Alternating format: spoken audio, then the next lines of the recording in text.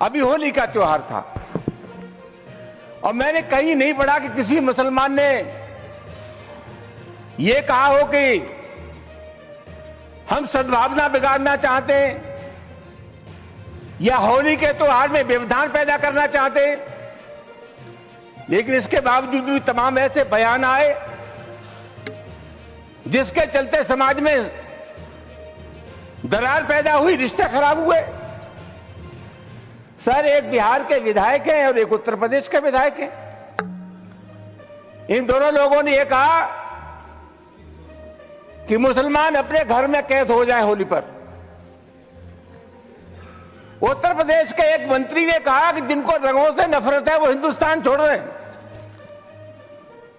और सभापति महोदय, अलीगढ़ यूनिवर्सिटी में सभापति महोदय,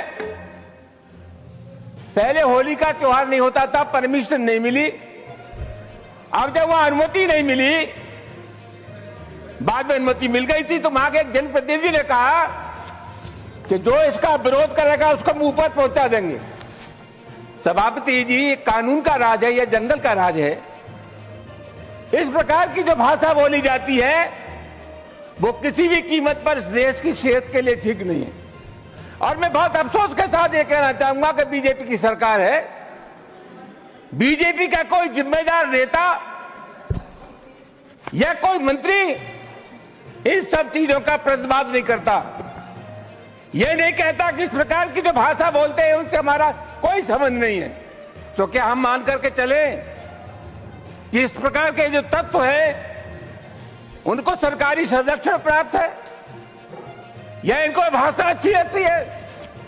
सभापति महोदय, बार बार कहा जाता है और अभी कहा गया कि जो लोग होली में के त्योहार पर होली नहीं खेलना चाहते, और जैसा मैंने कहा जिनको रंग पसंद नहीं है वो हिंदुस्तान छोड़ दें। उप सभापति महोदय, मैं आपके मार्फत से जानना चाहूंगा, ये देश किसी के बाप का देश है?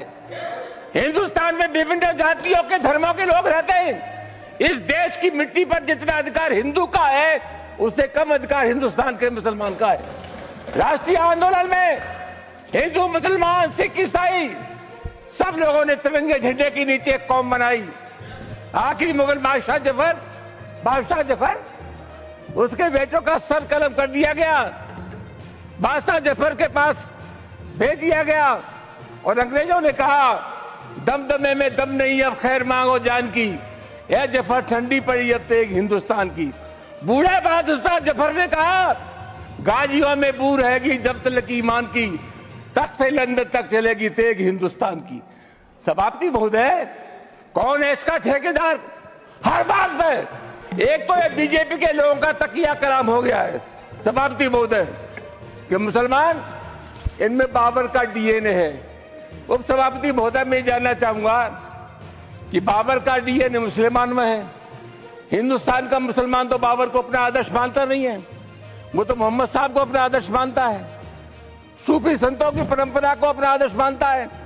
लेकिन सभापति महोदय, मैं जानना चाहूंगा कि बाबर को लाया कौन? बाबर को इब्राहिम लोदी को हराने के लिए राणा सांगा लाया था।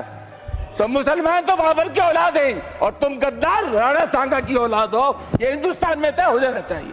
अगर बाबर की तो आलोचना करते हैं, राणा सांगा की आलोचना नहीं करते। सभापति महोदय, ये बहुत सभापति महोदय, ये देश की एकता का अनुभवी आदमी है, बातचीत में संसदीय मर्यादाओं का ध्यान रखें, संसदीय मर्यादाओं का ध्यान रखें। Time is over. जो भी चीजें संसदीय मर्यादा का अनुकूल नहीं है, आजादी की लड़ाई में गुलामी की सभापति महोदय, please, your time is over, you please sit. माननीय श्री वाई को ऑनरेबल